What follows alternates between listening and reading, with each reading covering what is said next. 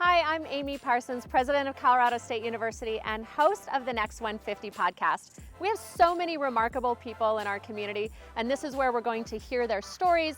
We're going to get their perspectives on CSU's next 150 years and gather their very best advice for today's CSU students. Let's get started, Rams.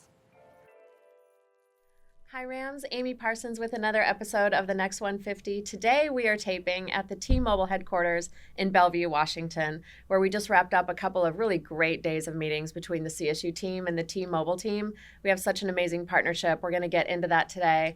I'm really happy to be joined today by Mike Katz, who's the T-Mobile president of marketing strategy and products for T-Mobile, but most importantly, he is a CSU Ram. He is an alum, and he's really been spearheading this great partnership between CSU and T-Mobile, and we're excited to talk about it today. So thanks, Mike, for making the time for this and for being here today. Yeah, this is a thrill for me. Yeah, well, I got to say, thinking about our meeting yesterday, looking around the conference table yesterday, we had CSU faculty, researchers talking about water sustainability and climate resilience and soil health, and lasers. Yeah, we got into lasers and our fusion capabilities at CSU, and our IT staff was there really looking at AI and how the network can enable next generation for student success. We had athletics at the table looking at new technologies, and you had some of your best and brightest at T-Mobile around the table just digging in with our challenges, where we want to go, and the technology that you have to enable it. I mean, to me, it was a spectacular day. I know that our team absolutely loved it, and thanks to your leadership in really pulling together this partnership. Yeah, well, no, thank you to your leadership, because I've had a goal for a long time for my alma mater to be using T-Mobile, and it's so exciting to see that it's actually happening. But I thought what was really cool yesterday is it's very clear, like, everybody has the same orientation, which is how can we make experience better for students, for the communities in which CSU is deeply rooted in, not just Fort Collins, but all the other campuses around Colorado. And I just thought it was really cool to watch people finishing each other's sentences about that. 100%, yeah. And I appreciate your passion for CSU and wanting to put this together. And you and I are both alums, so we have that in common. And in the show notes for this, we'll have your full background and your bio. But you've had such an impressive career at T-Mobile. Congratulations on that. And, you've been named multiple times to the Forbes list, Most Influential CMOs. And, you really got your start in Colorado and at Colorado State University while you were still a student. Yes. So let's go back to that a little bit and talk about your journey to CSU from Carbondale, Colorado. Right? Yeah. Yep. And how you got your start as a student. Yeah, well, I grew up in Carbondale, Colorado, which is, a little mountain town on the western slope, near, kind of in between Glenwood Springs and Aspen. And I always feel like an old man when I say things like this, but like back in those days when I was growing up in Carbondale, it was like very much a blue collar town. I mean, you were either a rancher or a coal miner, or you worked in the service industry in Aspen. My parents moved there because they worked in the hospital in Glenwood Springs, and got this opportunity to grow up in this little mountain town. And it was fantastic, an awesome place to grow up. And I was really excited to stay in Colorado and go to school and move up to Fort Collins. For me, it was like moving to the big city. I was going from a one stoplight, 3,000 person town in Carbondale to like, wow, I'm in the big city in Fort Collins now. When I was in Fort Collins, my freshman year, I played on the club baseball team. Oh, really? And I got injured my freshman year. I had to have surgery on my elbow. Oh, man. And I tried to make a comeback my sophomore year, and then injured my shoulder, and then I had to go get a job. And right at that time, down on Harmony and College, they had just opened, again, this like really starts dating the years on this thing. They had opened a brand new Circuit City. Circuit City, yeah. Yep. And I went and applied for a job and got a job at Circuit City. And right at that time, this little tiny regional brand new cell phone company called VoiceStream Wireless had just launched in Colorado. And Circuit City happened to be one of the distributors.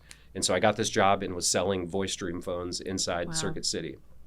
And while I was there was a gentleman who also happens to be a CSU alum. His name's Jeff Wilson, who was a employee of VoiceStream, and he was the guy that covered that area of Colorado. And we kind of befriended each other. And when I left after the second semester to go home, he called me in the summer and said, "Hey, when you come back, do you want to work for VoiceStream?" And this was like my sophomore, end of sophomore, going into my junior year of college. And I came back, and he offered me this job. And I was expecting it was like a job that I could do for the whole year while I was in school, because I actually needed to feed myself while I was at school. And the job was a seasonal part-time job. So he's like, "Okay, you're going to come in, and we'll guarantee you can work for like 8 weeks, and then we'll see." And fortunately, it turned from a seasonal job into, after the holiday season, they hired me part-time, but on a non-seasonal basis. And I did that job through the rest of college. Wow. And then so my last 2 years, I did that job. When I graduated, it just happened to correspond with this little tiny cell phone company, VoiceStream, expanding into a bunch of new markets. And one of the markets they were working on was Chicago. And I got this opportunity when I graduated to go take a full-time job in Chicago. So I packed up from what I thought was the big city, Fort Collins, and moved to an actual big city, which was Chicago. City. Yeah, and that was actually the big city. And then I was in Chicago for a year. I did the same thing again in California about a year later. And then since 2007, I've been here in Bellevue in headquarters for T-Mobile. So that's like my 27-year journey in 5 minutes. That's such a great story. What an incredible start as a student, right? But what you've turned that into is amazing. And T-Mobile just had a record year. Best network in America, right? Yeah. By Ookla. And it's what you've overseen in innovation and growth and scale at T-Mobile has been pretty spectacular. Yeah, it's been an amazing journey. And one of the things that's kept me here as long as I have is, and you got to see a little bit of this yesterday, we have an unbelievable group of people. And an unbelievable group of people that create an unbelievable culture. There's a lot of companies that talk about, we're going to be a company that puts the customer in the middle of things. And they have like posters around their campus that say things like that. I've never seen a place that actually lives that more than this one. And that's not just from our frontline teams who work with customers every single day, whether it's in stores or in call centers, but it's people here in these headquarters locations too, who really think about everything that we're going to do and how's it going to affect the experience that customers have. And I bring that up because it is so marquee in our culture, that orientation. It just attracts a different kind of person. It retains a different kind of person. It causes us to promote different kind of people here. And, at the end of the day, a lot of us, once you're working full time, you end up spending more time at work than you do at home. And you want to be at a place that is fun to be at with people that you like and respect. And I've been so fortunate that I've been able to do that here for 27 years. And it's really, for me, the fact that I get to work with a bunch of people that I get to learn a ton from, that I like, that I can come have fun and laugh with. It's a really special place. What do you think is some of the secret sauce of T-Mobile, of being able to create that culture where some companies who just say that that's the most important thing, but actually can't create that day-to-day culture? How do you think that T-Mobile succeeds in doing that, or some things that we can take away from that at other organizations? Yeah, I think it's a couple things, and I won't bore everybody with the long T-Mobile story, but for a lot of years, T-Mobile was the underdog company. We were, if you just go back about 10 years ago, there were 4 big wireless companies in America, and T-Mobile was 4 of 4 by a lot. And, a lot of people had written us off. We went through a period of losing hundreds of thousands of customers every single year. Our business was in a lot of trouble, and we had this big brand turnaround. And the company's always been scrappy because we've been always, historically been the smallest. And I'll tell you, from 10 or 15 years ago when we were 4 out of 4 to today, where T-Mobile, if you look at us by market cap, T-Mobile is the largest telecommunications company of any kind in the world now. But the thing that hasn't changed for us is that chip on our shoulder of being the underdog. And I personally think when you get to a company that's had success like this one and is of its size, the biggest thing that will cause you to lose that position is losing that chip on your shoulder. And and not continue to be restless. And if there's one word that describes T-Mobile, I think restless is a great one. We're just like never satisfied. It's we have a saying here of we won't stop.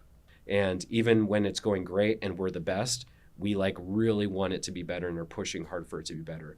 And I do think that creates a really special culture here, because a lot of times companies get big and their job is to kind of keep their head down and stay under the radar. It's like, hey, we're big, we just want to keep a target off our back and everybody leave us alone. And we've always had the opposite orientation. It's like, hey, we're big and we're going to keep pushing to make things better for customers. Yeah, well, you can see that and feel that when you're around this campus, which, it's been great to be here the last couple of days. And you see that, the we won't stop and that energy around. And I saw it in the room yesterday with the partnership meeting with CSU. Talk a bit about how you see partnerships like that, because it's a partnership that is just, it's so amazing to me, because you might think that it's one thing about the network and about the phones and about that relationship, but what you all are making it is really something so different. Yeah. Talk to me about what you see as sort of the power of those types of partnerships. Yeah, I mean, there's always like one common denominator, at least for us when we do partnerships, and this is in our partnership with CSU, or we have big partnerships in sports, like with Major League Baseball and Formula One, or, we have a big partnership with other big corporate partners like Delta Airlines. The common denominator in all of those is the partnerships always start with some big technology solution, solving some kind of problem for a partner. And, I think in the case of CSU, I think there's lots of different areas that we've been able to work together on. Like the more simple things like, hey, we'll give everybody smartphones and people can use those. But some of the things that we were talking about yesterday, like agricultural solutions, where you're using both our macro network, but now some of the satellite capabilities we have to be able to monitor places all over the state that were very hard to reach before.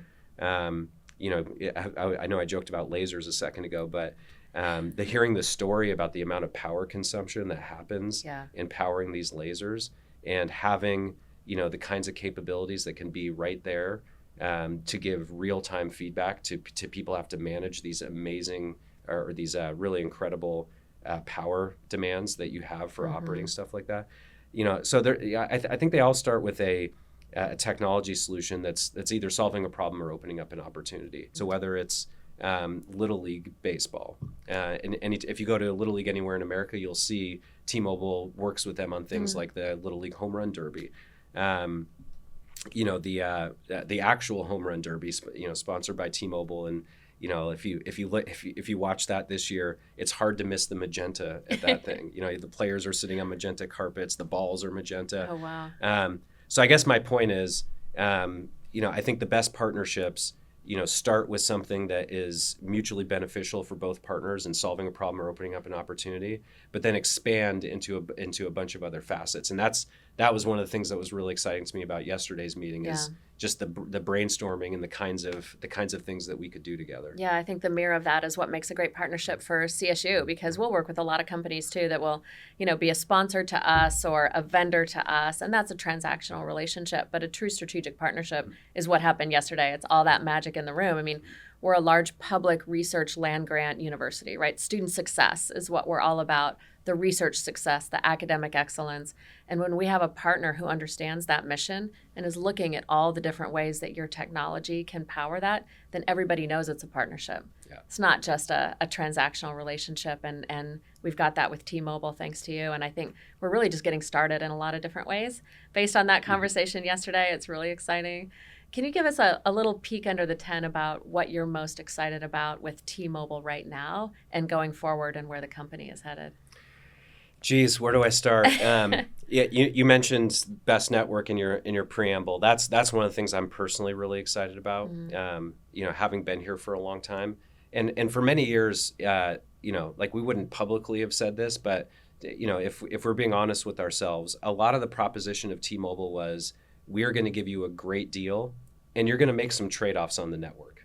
You're not going to get as good network as you will somewhere else, but you're going to get a great deal. And that, for a long time, that was a successful proposition for our company.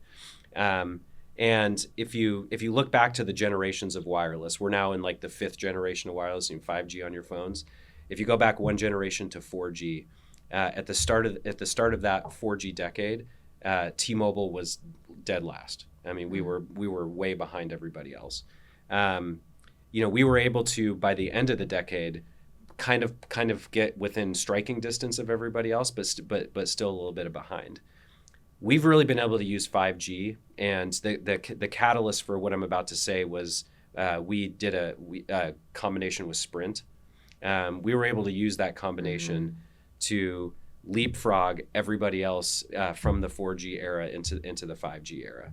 And to be able to, a couple months ago, stand on stage and announce that T-Mobile now has the best network in America, again, for somebody that's been here for a long time, was something that I never thought that we would be able to do. And I'm really, really excited. I'm really excited about that moment for us. But kind of like we were talking about before, in terms of the T-Mobile culture, the biggest mistake we can make is have that just be a point in time. And when you're the best at something, the bigger challenge is like, how do you remain the best? And so one of the things I'm excited about is what we're doing to both keep our lead in network, and then the other big challenge for us is how do we make people aware of it? Because one of the challenges or opportunities we have is, brands are kind of like hard to move things. Like people's perceptions about brands, they take a long time to evolve. And what we find in our business is we do actually have the best network, and that's just not some insider guy saying that. Like many third parties will say the same thing, but the perception by consumers of the T-Mobile network lags the contemporary reality. And so how do you bridge that gap? A big part of it is continuing to make sure we have the best network, and we are doing some really cool, extraordinary things. A lot of them leveraging AI to help us determine where do we make our next investment in network. And historically, what operators like us have done is they've looked at like where people live, and they're like, okay, a lot of people live here, so we're going to put a tower here and cover it. What we're doing is something a little bit different, and we call it customer-driven coverage, and we have a whole a custom proprietary AI model that we built for this. We're actually looking at where customers use the network. And traditionally, if you said, hey, we're going to improve coverage for customers in Denver, we're going to build a site in Denver near where people in Denver live. What we're finding now is if you want to improve the coverage experience for someone in Denver, you may actually need to build a site somewhere in the Western Slope. We're looking at where customers use the network and travel, and where they potentially don't have a very good experience. But they live in Denver, but they have a bad experience, wherever in Telluride. And that Denver customer, attributes their bad T-Mobile experience to Telluride, even though they reside in Denver. And our model is now helping us say, okay, we've got to, if we want to fix coverage for a bunch of people in Denver, you got to build out here. And it's really changing how we deploy our network capital and the satisfaction that customers have with our network. So keeping our network lead is one big one. But then how do we communicate to people? And one of the things I've always hated about advertising in our industry is it's always a bunch of big telecom companies talking about themselves. It's like, hey, look how big our coverage map is, and look at our map, and we have the best network, and look at our map. And one of the things that we're trying to do is not do that, but talk about our network in the form of experiences and through the lived examples of customers.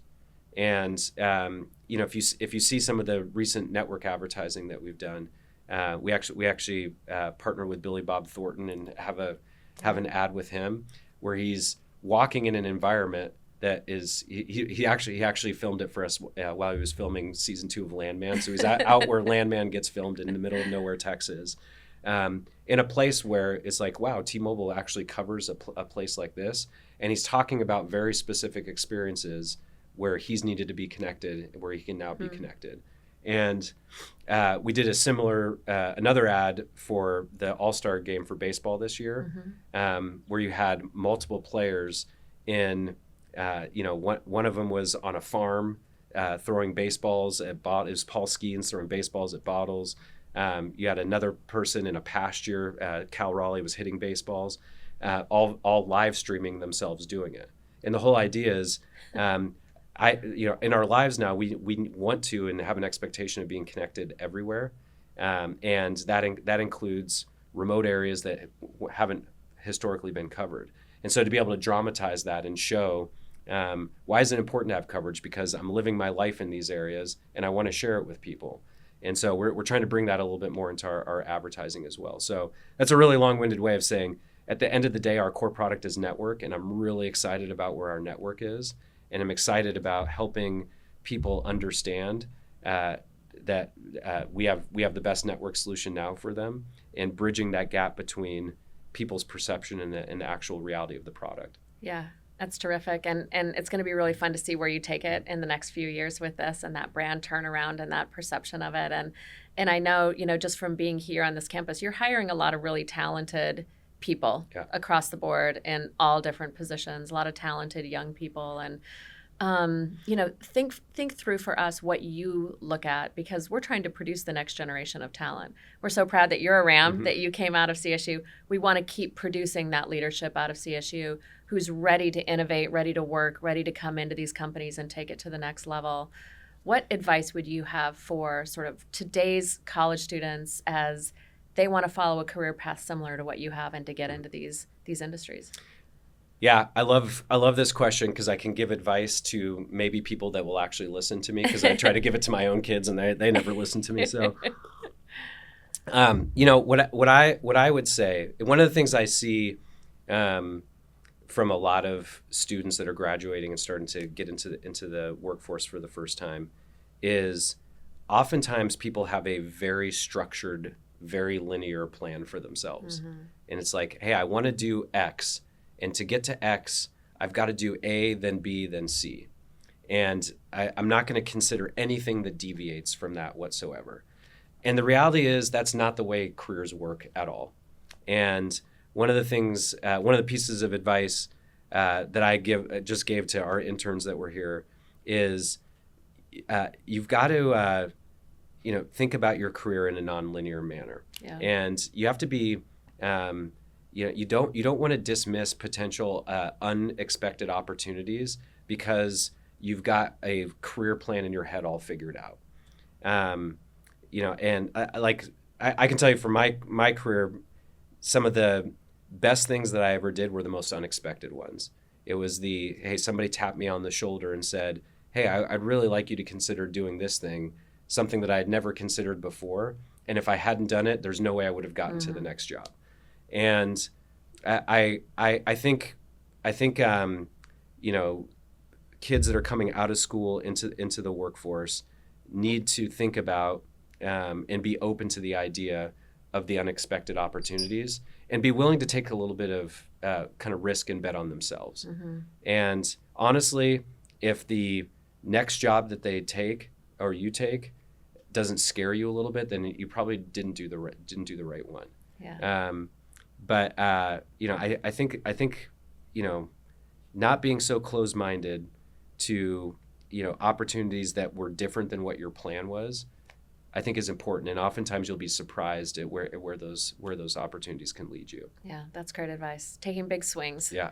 Right, and betting on themselves. Yeah. Well, we appreciate you being a role model for CSU students, and they'll be listening to this advice and looking to you in your career path. And we appreciate you staying connected to the university and supporting CSU. I guess I'd be remiss if I didn't note that another reason that we're in Seattle is because we're playing football tomorrow. Yeah. We're here for our first game of the season against University of Washington, and I think you're coming to the game and will be cheering us on at CSU, so that's exciting as well. It's so great. I mean, it's so exciting to kick off the season here in my hometown, very selfishly for me, but also it's been really cool to see the last couple of years these big kind of marquee matchups right at the beginning of the season that put CSU on a big national stage. Yeah. And I would love nothing more for CSU to come in and just whoop these Huskies. It'd be so great. Yeah, these games are a little bit terrifying, especially right here at the start, but I'm really excited to be playing football here tomorrow, and it's going to be a lot of fun. So thanks again for hosting me, for being such a great RAM, and for hosting the whole CSU team. We're so excited about this partnership with T-Mobile and where we're going to take it. And maybe you and I can do this again in a year and see where we are. I'd love that. And thank you to you and your leadership. It's been amazing as a, from afar watching what you've done with this university. And last time I was on campus, just being so proud that that's the place that I went to school, and just watching the evolution from, even the facades of the buildings look amazing, I mean, but that's just the start, like the stadium on campus. And I looked at my old dorm. I was like, man, that looks a lot nicer than when I went to school here. It's just incredible. And then hearing, some of the amazing research and technology that have come into school. Everybody that goes there today and everybody that's an alum should be incredibly proud of you and your leadership team and what they're doing at the university. Well, thank you. Thanks so much. I appreciate that. We'll get out there and cheer them on tomorrow on the field. All right. Yeah, thank you. Thanks, Mike. Go Rams. Yeah. Thank you for listening. I'm Amy Parsons, President of Colorado State University, and you're listening to CSU's The Next 150, where we explore what comes next for CSU by chatting with change makers who are already leading the charge and shaping our next 150 years. I'm gathering their very best advice for today's CSU students. Stay tuned to wherever you get podcasts for our next outstanding conversation. Go Rams!